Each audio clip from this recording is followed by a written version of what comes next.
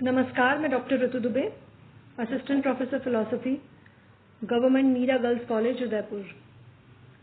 आज मैं BA honours second year के सेकेंड पेपर को पढ़ाऊंगी, जो है कंटेम्प्रेरी इंडियन फिलॉसफी, समकालीन भारतीय दर्शन।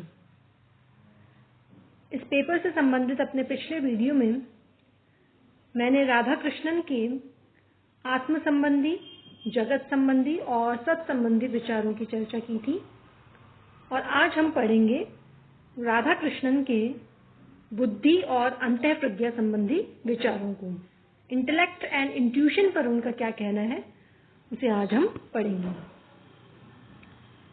राधा कृष्णन का मानना है कि ज्ञान प्राप्ति के 3 ढंग हैं या 3 माध्यम हैं।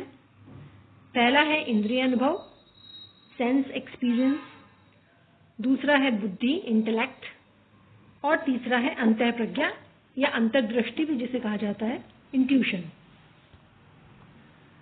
राधा कृष्णन के अनुसार जो इंद्रिय अनुभव है उसका कार्य है भौतिक वस्तुओं के बाह्य लक्षणों को और मानव के शारीरिक दिखाई देने वाले जो लक्षण हैं उनको पकड़ना।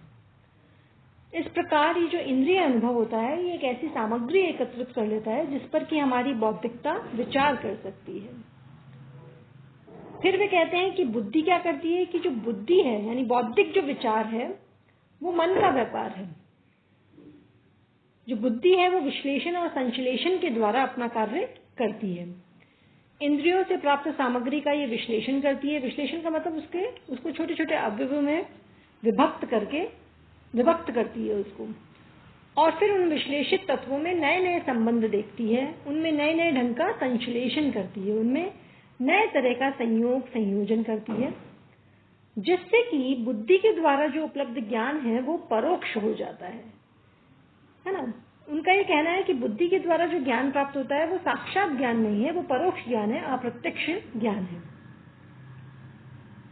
ऐसे में राधा कृष्णन का मानना है कि इंद्रिय अनुभव और बौद्धिक ज्ञान के माध्यम से सत का ज्ञान प्राप्त हो ही नहीं सकता। सत मतलब जो यथार्थ ज्ञान है वो प्राप्त हो ही नहीं सकता। ठीक है कि इंद्रिय अनुभव और बौद्धिक अवगति व्यवहारिक जीवन में बड़े उपयोगी हैं, इन्हीं से हमारा साधारण जीवन भी संचालित होता है, लेकिन वे कहते हैं कि यथार्थ ज्ञान सत के ज्ञान के माध्यम वे नहीं हो सकते, क्योंकि ये दोनों ही माध्यम अनिवार्य रूप से सीमित हैं। और ऐसा भी नहीं है कि उनके द्वारा प्राप्त ज्ञान हमेशा निश्चित ही हो, उनके द्वारा जो ज्ञान प्राप्त होता है वो अनिश्चित भी हो सकता है। इसीलिए वे कहते हैं कि सत का ज्ञान प्राप्त करने की क्षमता उनमें नहीं है। तो फिर प्रश्न उठता है कि राधा कृष्णन के दर्शन में सत के ज्ञान का माध्यम क्या है। तो राधा कृष्णन के अनुसार अंतर्दृष्टि या अंतःप्रज्ञा, जिसे इंट्यूशन कहा जाता है, उसके द्वारा सत ज्ञान संभव है, यथार्थ ज्ञान संभव है। राधा कृष्णन का मानना है कि ये जो अंतःप्रज्ञा है या ये जो अंतर्दृष्टि है ये अपने विषय को साक्षात ढंग से बिना किसी माध्यम के जानती है, डायरेक्टली। इस ज्ञान में तात्कालिकता होती है, यानी कि अंतर्दृष्टि या अंतःप्रज्ञा के द्वारा जो ज्ञान प्राप्त होता है वो तात्कालिक होता है। इसमें ज्ञाता और ज्ञेय, विषयी और विषय का जो द्वैत है या जो भेद है वो पूर्णतः समाप्त हो जाता है। मतलब ये इस प्रकार का जानना है जिसे कहा जाए कि आत्मसात करना, विषयी और विषय का एक रूप हो जाना या उसका तादात्म्य हो जाना। इस प्रकार के ज्ञान को समझने के लिए वह भावनात्मक अनुभूति का अगर अपन विश्लेषण करें तो ये समझा जा सकता है। जैसे कि क्रोध की भावना कैसे होती है ये जानने के लिए हम चाहे जितना भी सोचें, विचार करें, हम कुछ भी नहीं जान पाएंगे। लेकिन यदि हम क्रोधित हो जाते हैं, है ना, तो तत्काल उसकी जानकारी हो जाती है, क्योंकि हम और क्रोध के बीच में एक तादात्म्य स्थापित हो जाता है। तो इसी प्रकार की जो तादात्म्यता है या जो एक रूपता स्थापित करके जो ज्ञान मिलता है वही अंतर्दृष्टि या अंतःप्रज्ञा का ज्ञान है, जहां पर कि ज्ञाता और ज्ञेय का या विषय और विषय का भेद समाप्त हो जाता है। यहाँ जिस विषय को ज्ञान होता है वह हमसे पृथक कोई तत्व नहीं रह जाता, बल्कि जो ज्ञाता है वो उस विषय को आत्मसात कर लेता है, या दूसरे शब्दों में कहूं तो जो विषय है वो विषयी का एक अंग बन जाता है। राधा कृष्ण ने अंतर्दृष्टि को स्पष्ट करते हुए ये भी कहा है कि अंतर्दृष्टि में एक और सहज प्रवृत्ति, इंस्टिंक्ट जिसे कहा जाता है, तो एक और तो सहज प्रवृत्ति के समान साक्षात्ता है और सहजता है, अपने विषय को संपूर्णता में पकड़ने की क्षमता है, तो दूसरी ओर इसमें बुद्धि के समान चेतना भी निहित है। वे बार बार कहते हैं कि अंतः प्रज्ञा या अंतर्दृष्टि से जो ज्ञान होता है वो साक्षात ज्ञान होता है, क्योंकि इसका संपर्क विषय से साक्षात रूप में होता है, ये किसी माध्यम के द्वारा कार्य नहीं करती। एक और लक्षण अंतः प्रज्ञा के द्वारा जो ज्ञान प्राप्त होता है उसका वो देते हैं कि अंतः प्रज्ञा से प्राप्त ज्ञान स्वतः सिद्ध होता है। स्वतः सिद्ध इस कारण कहा गया है क्योंकि इसे अपने प्रामाण्य के लिए, अपनी प्रामाणिकता के लिए, अपने प्रामाण्य के लिए, अपनी सत्यता के लिए किसी अन्य साधन के सहारे की आवश्यकता नहीं है। यह अपना प्रामाण्य स्वयं प्रस्तुत करता है, इसीलिए इससे प्राप्त ज्ञान स्वतः सिद्ध होता है। एक और विशिष्टता इन्होंने बताई है कि अंतः प्रज्ञा से जो ज्ञान प्राप्त होता है वो तात्कालिक ज्ञान होता है, क्योंकि ये ज्ञान हर भेद, हर द्वैत को मिटा देता है। इस प्रकार का जानना विषय को एक तरह से आत्मसात करना है। वे ये भी कहते हैं कि ऐसा नहीं है कि ये जो ज्ञान है, अंतः प्रज्ञा से जो ज्ञान होता है वो मात्र सैद्धांतिक या अव्यवहारिक या प्रैक्टिकल है। वो कहते हैं वास्तव में इस प्रकार का जो ज्ञान है वो तो मनुष्य के लिए सर्वथा ही स्वाभाविक है। हर व्यक्ति में अंतर्दृष्टि की क्षमता रहती है और साधारण उदाहरणों के द्वारा इसे सिद्ध करके दिखाया जा सकता है।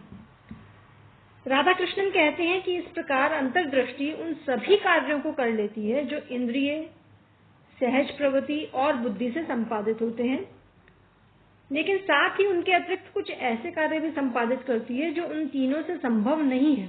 और यही इसकी विशिष्टता है, यही इसकी व्यापकता है जो इसे सभी प्रकार के ज्ञान के लिए समर्थ बना देती है। और तभी राधा कृष्णन ने कहा कि सत्य का ज्ञान इंद्रिय अनुभव और बुद्धि से नहीं हो सकता, केवल और केवल अंतर्दृष्टि या अंतर प्रज्ञा से हो सकता है। वे कहते हैं कि जीवन के कुछ ऐसे पक्ष हैं जिनकी अवगति केवल अंतर्दृष्टि से ही संभव होती है, इंट्यूशन से ही। उदाहरण के लिए भावनात्मक अनुभूति का उदाहरण लें। इसे जानने में बौद्धिकता का कोई रूप सक्षम नहीं है। अगर आपको कोई इमोशनल फीलिंग को समझना है, जानना है, तो उसमें बुद्धि क्या करेगी? इसे वही समझ सकता है जो अपने अंतर में, अपने हृदय में ऐसी भावना को अनुभूत कर सके।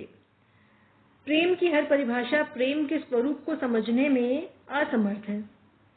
प्रेम की आंतरिक अनुभूति ही प्रेम के रहस्य को समझा देती है। तो ये जो आंतरिक अनुभूति है ये अंतर्दृष्टि या अंतः प्रज्ञा है। उसी प्रकार वो कहते हैं कि जो मूल्यात्मक निर्णय होते हैं जितने भी, वो भी अंतर्दृष्टि पर ही आधारित होते हैं। जीवन का रहस्य, मूल्य, सर्वोच्च शुभ क्या है उसका विचार, जगत के नैतिक स्वरूप में आस्था, ये सभी अंतर्दृष्टि पर ही आश्रित हैं। सौंदर्य अनुभूति, मानव आचरण में नैतिकता को परखने की क्षमता जैसे सौंदर्य बोध, इन सभी उदाहरणों में भी हम देखेंगे कि हम ठहर कर सोच विचार कर इस बोध को नहीं पाते हैं, बल्कि इस प्रकार की अवगति या इस प्रकार का ज्ञान हमें एकाएक हो जाता है। यानी अंतर्दृष्टि और अंतः प्रज्ञा से हमें जो ज्ञान होता है वो एकाएक हो जाता है, उसमें तात्कालिकता रहती है।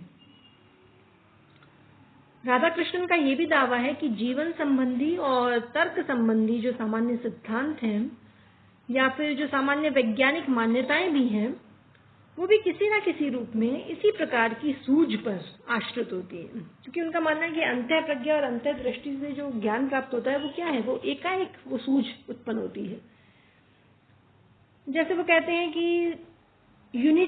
यूनिटी के विषय में सोचें, एक रूपता या संगठन जो है वो क्या है, इस विषय में हम सोचें तो स्पष्ट हो जाएगा कि एक रूपता को हम वैचारिक ढंग से स्थापित नहीं कर सकते, बल्कि अचानक से एक सूझ आ जाती है। चरम जितने भी सत्य हैं, परम सत्य, वो दृष्टाओं को दिखाई देते हैं, वो तर्कों से स्थापित नहीं किए जाते, बुद्धि के द्वारा स्थापित नहीं किए जाते, वो यकायक दृष्टाओं को अचानक ही दिखाई दे जाते हैं। उसी प्रकार वो कहते हैं कि जो आत्म का ज्ञान है वो भी अंतर्दृष्टि से ही संभव है। हर अवगति में मुझे ये ज्ञान रहता है कि मुझे ये अवगति है, तो ये जो मुझे अवगति है इससे आत्म का ज्ञान भी हमें यकायक अंतः प्रज्ञा से स्वतः हो जाता है। ये ज्ञान जो है वो साक्षात ज्ञान है, बिना किसी माध्यम के ज्ञान है, और इसी को इन्होंने अंतः प्रज्ञा या अंतर्दृष्टि से प्राप्त ज्ञान कहा है। तो इस प्रकार राधा कृष्ण के दर्शन में ज्ञान प्राप्ति के 3 ढंग जो बताए गए हैं, उनमें जो सर्वोच्च ढंग बताया गया है वो है अंतर्दृष्टि या अंतर्प्रज्ञा। Thank you.